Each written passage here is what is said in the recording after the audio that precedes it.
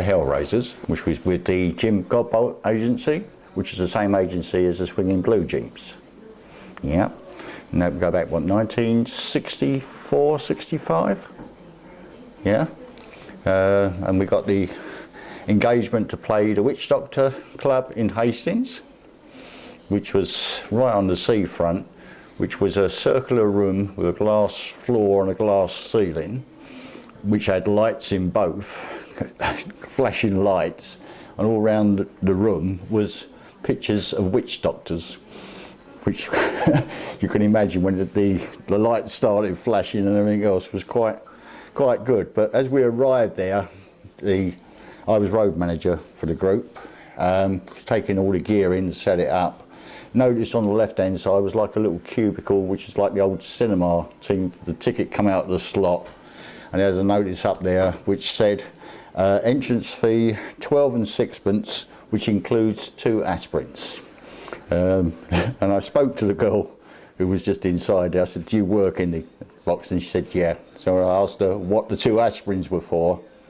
And she said, well, the Hellraisers are on first, followed by Screaming Lord Such. Just hang around for a bit and you'll find out. I did. And dreadly come on, I found out what the 2 aspirins were for, and I went outside and stood by the sea, and you could still hear it at the other side of the road. We started off on the Friday night, and we'd gone down somewhere on the south coast. We'd ended up going from the south coast, touching onto the parts of Devon, and we ended up on the Sunday night at King's Lynn in Norfolk,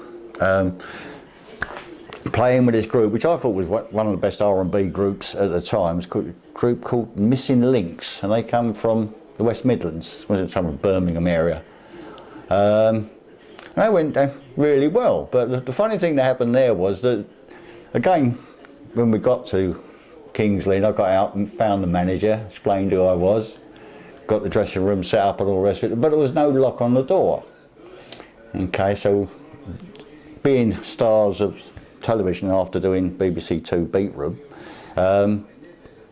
we then was the main group and they were supporting group to us. So they've done their bit, we've done our bit, gone back to the dressing room. So what I've done is I've stood with my back against the door, and the door's being pushed from the other side by these heaving, panting females. So standing there, so my mate, Dan, the drummer, said, what are you doing, Sid? So I'm keeping the door closed. Why? I said, well, there's at least 12 girls the other side of this door trying to get in.